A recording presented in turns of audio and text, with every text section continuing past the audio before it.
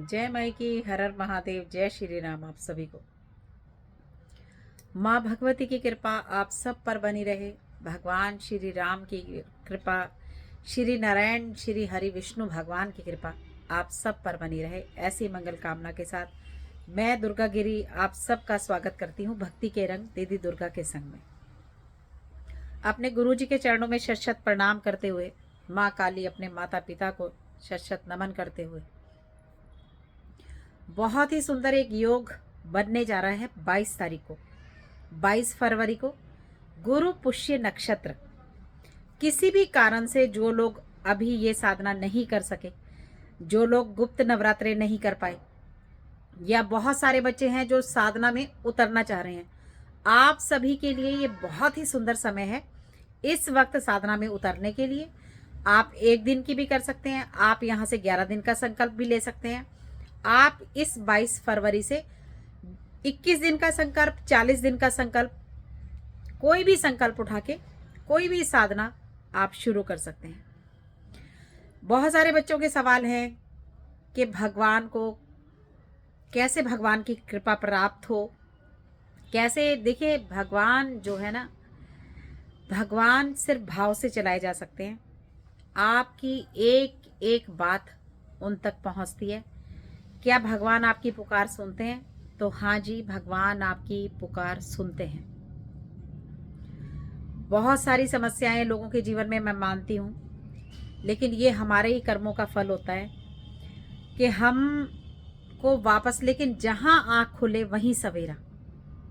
जब हमने जीवन में अपनों को छोड़ दिया, अपने बड़ों के संस्कारों को छोड़ दिया, है ना, अपने माता पिता, पहले घरों में दरअसल ऐसा हुआ था, जब हमारे माता पिता का समय होता था, ताया चाचे चाचियाँ, मतलब घर में इतने सारे लोग होते थे कि वो दादियाँ पुरानी पुरानी कहानियाँ अपने बच्चों को सुनाया करती थी।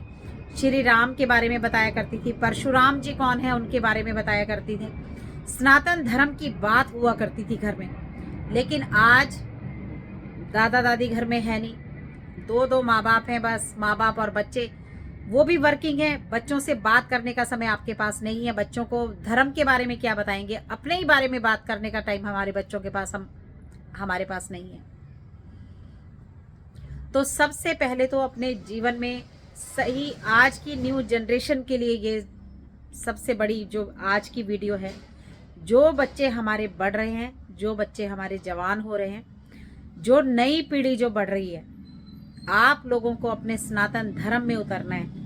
आप लोगों को इस धर्म की रक्षा करनी है। आप लोगों को इस धर्म को बचाना है, ताकि आने वाले समय में, क्योंकि जो न्यू जनरेशन है, जो हम देखते हैं, जो माता पिता हमारे पास आते हैं कि बच्चे बिगड़ रहे हैं, बच्चे बात नहीं सुन रहे हैं, बच्चे बात नहीं करते हैं, बच्चे मोबाइल में बिजी हैं, क्योंकि माँ बाप का तकलीफ वो समझते ही नहीं है कि समझेंगे कैसे। आप लोगों के अपने परिवार में अपने बड़ों से चाहे कैसे भी रिश्ते हों, लेकिन अपने घर के माहौल को अच्छा बनाइए। बच्चों के सामने अपने बड़ों का रिस्पेक्ट करिए, ताकि कल वो आपकी रिस्पेक्ट करें। सबसे बड़ा बच्चों का बिगड़ने का कारण यही है। आपके रिश्ते भले ही अपने बड़े भाई से खराब हैं, आपके रिश्ते अपने फादर से खराब हैं, आपके रिश्ते चाहे आप सब लोगों से खराब हैं, लेकिन अपने बच्चों से छोटी छोटी ये गलत बातें शेयर ना करें। बच्चों को घर में सबका रिगार्ड करने दें, बड़ों की रिस्पेक्ट करने दें, अपने धर्म के साथ जोड़ें। अगर सुबह की पूजा आप कर रहे हैं तो शाम की पूजा बच्चों से जरूर कराएं। बच्चों को मंदिर जरूर भेजें। अपने घर के आसपास के मंदिरों में जरूर जाया करें, अपने शहर के मंदिर में जरूर जाया करें, क्योंकि बहुत दूर दूर तो हम चले जाते हैं, बहुत दूर दूर देवियों के दर्शन के लिए जाते हैं, लेकिन जो हमारे घर के बगल में मंदिर है, हम कभी वहां नहीं जाते, हम कभी वहां मंदिर की सफाई नहीं करते। तो सुबह अगर हमारा काम व्यस्त हमारी है कि हमें घर का काम भी करना है, बाहर भी जाना है, नौकरी भी करनी है, तो शाम के समय एक ऐसा टाइम बनाएं जो आपके अगल बगल में मंदिर है, वहाँ जरूर जाएं, वहाँ झाड़ू ले जाएं, वहाँ सफाई करें, और जब भी आरती का समय है अपने बच्चों को वहाँ जरूर भेजें। तो हमारे सनातन धर्म की तो वो बात है, हमारे तो ऐसे ऐसे ऋषि मुनि हुए हैं, जहाँ देखो वाल्मीकि जी ने भगवान के आने का पहले से ही सारा, प्रभु श्री राम का सारी जीवन की गाथा ही लिख डाली। तो ऐसे ऐसे ऋषि मुनियों की धरती है जिन्होंने हजारों साल पहले ही चंद्रमा से पृथ्वी की दूरी नाप डाली, जिन्होंने बहुत बड़े बड़े ऐसे वो कर दिए जिनको आज साइंस भी मानती है कि हाँ है। जहाँ डॉक्टर फेल हो जाते हैं, जहाँ बड़ी बड़ी साइंस फेल हो जाती है, वहाँ पे सनातन धर्म जो है कोई ऐसा काम करता है कि लोग उसको मानने पर मजबूर हो जाते हैं। तो ऐसा धर्म है हमारा। और भगवान को भाव से चलाइए। परमात्मा को आपके पैसे की आवश्यकता नहीं है, परमात्मा को आपके गलत काम की आवश्यकता नहीं है। जिसका भी करना है सच्चे मन से करिए और भगवान से जुड़ने का प्रयास करिए।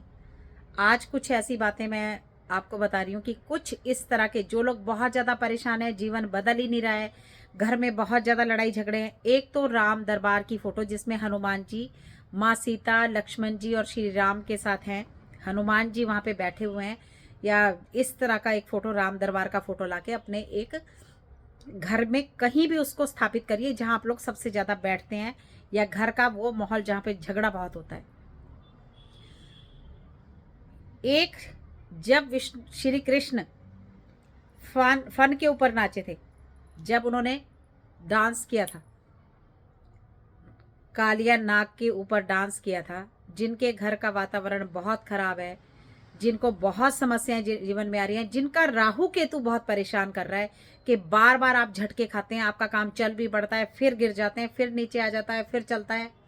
तो इस तरह से ऐसी एक फोटो को भी आप अपने घर में लेकर आए, जिनको ज़्यादा से ज़्यादा आप देखें, जब आप गुजरे वहां से, मतलब आपकी नज़र उस फोटो पर पड़ती रहे। एक पंचमुखी हनुमान जी को अपने घर में स्थापित करें। अब हनुमान जी के भी बहुत सारे रूप हैं। अगर आप बहुत ज़्यादा कष्ट में हैं, तो जब हनुमान जी ने पहाड़ उठाया था, श्री राम कष्ट में थे, लक्ष्मण जी के प्राण जा रहे थे, जो उस वक्त जब वो मूर्छित पड़े थे, तो भगवान जो हनुमान जी थे वो पहाड़ उठाकर ही ले आए थे। तो उस पहाड़ वाले जो हनुमान जी हैं उनको अपने घर में लगाइए। गणपति जी हैं, जो डांस करते हुए गणपति जी हैं, जो जिनके हाथ में ढोलक है और वो बड़े खुश मुद्रा में हैं, उन वाले गणपति जी को अपने घर में रखिए। तो ये कुछ ऐसी तस्वीरें हैं जो आपके घर का माहौल बदल देंगे। जैसे अब इनमें से जो भी आप रख सकते हैं, जैसा भी लगता है आपको घर का माहौल ऐसा है, तो आप उसको रखिए। अब बात करेंगे, आज 22 तारीख को लगने जा रहा है बहुत ही सुंदर नक्षत्र, गुरु पुष्य नक्षत्र, जिसमें करी गई भक्ति का हजारों गुना फल, जिसमें दान किया गया का हजारों गुना फल। अगर मैं हजारों लोगों को लंगर लगा के भोजन नहीं करा सकती, तो मैं 1000 चींटियों को भोजन करा सकती हूँ। अगर मैं हजारों गायों को नहीं कुछ भी खिला सकती, तो मैं पक्षियों के लिए 1 कटोरी दाने का इंतजाम कर सकती हूँ। तो चाहे आप गाय को खिलाएं, चाहे आप पक्षियों को जिमाएं, चाहे आप चींटियों को जिमाएं, ये हर जगह ये सब कुछ आपका लिखा जाएगा। कहीं भी कोई भी किया गया कार्य भगवान के नाम पर श्रद्धा से करें, भाव से करें, भगवान के मंदिर में जरूर जाएं। अब यहाँ से आप जो लोग, जो बच्चे महाकाली की साधना या दुर्गा देवी की साधना, अब बहुत सारे लोगों का ये भी सवाल है कि महाकाली को हमारे घर में रखना, कुछ लोग सही नहीं मानते, कुछ लोग कहते हैं काली की पुजारन है, ऐसा है वैसा है, बहुत सारे ऐसे सवाल जवाब हैं। तो दुर्गा ही, ये पहली बात तो भ्रम मिटा दें लोगों का, समझाएं वहां लोगों को कि दुर्गा ही काली है और काली ही दुर्गा है। जब भगवानों पर बहुत कष्ट उठा, जब भगवान बहुत परेशान हुए, तब दुर्गा का ही विकराल रूप जो है काली रूप में माँ को प्रकट किया गया। दानवों से रक्षा कराने के लिए माँ भगवती को तैयार किया गया। तो दुर्गा का जो विकराल रूप था वही महाकाली का रूप है, वही महाकाली है।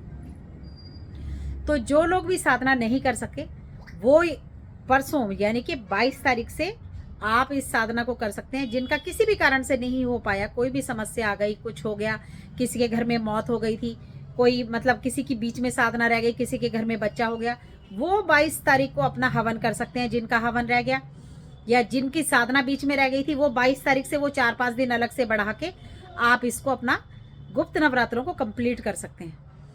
तो और जो करना चाहते हैं वो 22 तारीख से नई साधना भी कर सकते हैं। आप चाहे ओम क्लीम कृष्णाय नमः, बहुत सुंदर साधना है, मंत्र है, आकर्षण, शक्ति, 3 बीज इसमें जुड़ते हैं, माँ भगवती महाकाली, कृष्ण भगवान और कामदेव जी। बहुत ही अच्छा मंत्र है। आपको अगर उस दिन इसकी साधना उठाना चाहें आप उठा सकते हैं। अगर महाकाली की आप उस दिन साधना उठाएं उठा सकते हैं। ओम जयंती मंगला काली भद्रकाली कपालिनी, अगर आप ये वाला मंत्र चलाना चाहते हैं उस दिन से रोज 3 माला इसकी कर लें और 1 माला हवन कर दें।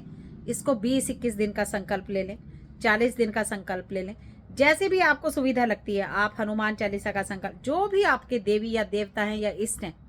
आप कुछ बच्चों ने बात करी थी गुरु मंत्र की। गुरु मंत्र का जीवन में सबसे बड़ा रोल है। आपके गुरु का आपके जीवन में इतना बड़ा रोल है कि आपको पुशअप ताकत मिलती है। एक जैसे घड़ा है ना, कि वो मट्टी का घड़ा है, बाहर से उसको ठोका भी जा रहा है, साथ साथ उसको बनाया भी जा रहा है, साथ साथ उसको पकाया भी जा रहा है। तो बिल्कुल वही काम करते हैं गुरु, कि ना आपको टूटने देते हैं, ना आपको बिखरने देते हैं, और बड़े प्रेम से धीरे धीरे, कभी जरूरत पड़ी तो आपको डांट भी पड़ती है। लेकिन देखिए, जो सही मार्गदर्शन करेगा वो आपको डांटेगा भी, वो आपको गाली भी दे सकता है। लेकिन कोई ही लोग ऐसे होते हैं, आज के टाइम में बहुत ज़्यादा हर इंसान के अंदर इतनी ज़्यादा सहन शक्ति खत्म हो चुकी है कि अगर एक इंसान कहता है कि मैं तुझे 1 थप्पड़ मारूंगा तो सामने वाला 2 थप्पड़ लगाने के लिए तैयार है। तो गुरु के सानिध्य में वही इंसान रह सकता है जो उसके जूते भी खा सकता है, जो उनकी डांट भी खा सकता है, और जहां गुरु का प्यार है वो गुरु का प्यार भी पा सकता है। गुरुर ब्रह्मा गुरुर विष्णु गुरुर देवो महेश्वरा, ये तो सबको मंत्र याद है, डायलॉग की तरह लोगों ने इसको रट रखा है। लेकिन कभी इस पर आंख बंद करके गौर फरमाना कि कितने लोग हैं जो इस मंत्र को गुरुर ब्रह्मा गुरुर विष्णु समझ के चलते हैं। लोग गुरु गुरु तो करते हैं, लेकिन अगर गुरु कह दे कि भाई 100 रुपए भी दे दे या 200 रुपए भी दे दे, बंदों को एकदम से आफत आ रहा है, पैसे मांग लिए गुरु जी ने। तो आज जो आपको इस राह में ले जा रहा है उसको तो आप जान भी दे दें। अगर परमेश्वर से मिला रहा है, भगवती से आपको मिला रहा है, आपका ऐसा गुरु है, तो आप उसको अगर जान भी दे देना तो वो भी कम है। क्योंकि आज के युग में कोई किस्मत वाला होगा जो किसी अच्छे गुरु के सानिध्य में आएगा। तो जैसे पानी को बहुत ज़्यादा छान छान कर पीने की आवश्यकता है, इसी तरह गुरु को भी बहुत जान जान कर बनाने की आवश्यकता है। जल्दबाजी ना करें किसी भी फील्ड में, बार बार गुरु नहीं बदल सकता, और सोच समझ कर गुरु बनाएं। और माता पिता सबसे प्रथम पूजनीय गुरु हैं। जो अपने माता पिता की इज्जत नहीं कर सकते, जो अपने घर में अपनी बीवी, अपनी वाइफ की, अपनी बहनों की, अपनी बेटियों की इज्जत नहीं कर सकते, तो वो देवी के साधक कभी नहीं हो सकते। उनको देवी की कृपा बहुत मुश्किल से मिलेगी, ये बात आप ध्यान करिए। अगर आप किसी का बार बार अपमान कर रहे हैं, आप किसी स्त्री के साथ कोई गलत कर रहे हैं, आप किसी को धोखा दे रहे हैं, कोई इंसान आपको बद्दुआ दे रहा है, वो कहीं ना कहीं जरूर लगेगी। इस बात को हमेशा याद रखिए। इसीलिए सच्चे बनिए, अच्छे बनिए, सही तरीके से अपने जीवन में चलिए। एक ना एक दिन हर पुकार वो सुनता है, हर जगह वो विराजमान है। हमें लगता है कि मैं शायद कमरे में बैठ के, या मैं किसी से झूठ बोल के चुपचाप कर रहा हूँ ये कार्य, लेकिन परमात्मा ने एक एक मनुष्य के सिर के ऊपर इतना बड़ा बड़ा सीसीटीवी कैमरा छोड़ रखा है। अगर आप लोगों के लिए वो सीसीटीवी कैमरे बना रहे हैं ना, तो उसने आपके लिए बहुत बड़े बड़े बना के इंतजाम कर रखे हैं। वो सब देख रहा है कि कौन कहाँ और क्या कर रहा है। और अब आपको कोई, आपका जन्म ऐसा नहीं होगा कि आपने कुत्ता बिल्ला बनना है, या आपने गाय भैंस बनना है, पहाड़ बनना है। 84 लाख जीवनियों के बाद अब हम मनुष्य बन चुके हैं। अब ये आपके हाथ में डिपेंड करता है कि अगला जन्म आपने अच्छे से अच्छे बड़े घर में लेना है कि नीच से नीच कुल में पैदा होना है। ये आपके कर्मों का पे डिपेंड करता है। और कर्म कहाँ से चलते हैं? आपके माता पिता की। यही नहीं है कि आपको उनका खजाना ही मिलता है, माता पिता का घर ही मिलता है, माता पिता की जमीन ही मिल रही है। उनके पुण्य और पाप का भी आपको ही भरना पड़ता है। अगर वहाँ उन्होंने पाप करे हैं तो उन पापों का हिस्सा आप तक जरूर आएगा, क्योंकि वो जो उन्होंने पाप किए हैं या उनके जो हिस्से का पुण्य है वो आप तक जरूर पहुँचेगा। इसलिए कई बार होता है कि मैंने जीवन में पाप नहीं किया, मैंने जीवन में पाप नहीं किया, लेकिन पीछे पता नहीं कौन से कुल में हमारे किसने किसी का अपराध किया, किसी का कत्ल किया या किसी का क्या किया, वो सब आपके साथ जुड़ेगा। इसलिए धीरे धीरे धीरे धीरे पुण्य के घड़े को बढ़ाते जाइए और पाप का घड़ा घटता जाएगा।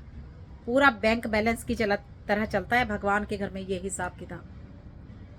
तो हमें वापस जाके उसको अपना मुंह दिखाना है। जब वो हमारे सामने होगा और आपकी पिक्चर चलाएगा कि देख ले भाई ये तू कर्म करके आया है, तो वो नहीं कहेगा आपको नरक में जाना है कि स्वर्ग में जाना है।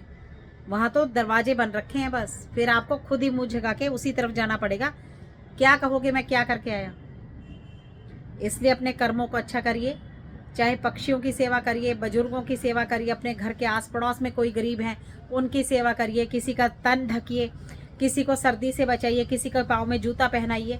ये छोटे छोटे से कर्म आपके इतने पुण्य को बढ़ा देंगे ना कि आप सोच भी नहीं सकते। तो 22 फरवरी को है बहुत ही सुंदर दिन। जिनकी शादी नहीं हो रही है उनकी शादी के लिए, जिनके घर में बहुत ज़्यादा समस्याएं हैं, झगड़ा है, प्रेम नहीं है, उसके लिए, काम नहीं बन रहे हैं उसके लिए, तो 22 तारीख से आप कोई भी साधना भी उठा सकते हैं। श्री हरि नारायण के मंदिर में जाएंगे, बहुत बढ़िया पीले रंग का सामान ले जाएं, पीले रंग की पोटली बना लें। श्री राम का मंदिर हो सकता है, श्री नारायण का मंदिर हो सकता है, लक्ष्मी नारायण मंदिर हो सकता है। तो आप वहाँ जाएं, पीले रंग की ये पोटली बनाएं, उसमें आप रखेंगे कुछ केले, उसमें रख दें पीले लड्डू, उसमें रख दें हल्दी का पैकेट, उसमें रख दें चने की दाल, उसमें रख दें अपनी मनचाही दक्षिणा, और इस पीली पोटली को बांध कर ले जाएं और भगवान के मंदिर में छोड़ कर आएँ, या किसी ब्राह्मण देवता को दे के आए मंदिर में और उनका आशीर्वाद लेकर आएँ। पीले रंग का धागा ओम नमः भगवते वासुदेवाय बोलते जाएं और अपने हाथ में बांधते जाएं, 7 बार बांध लें।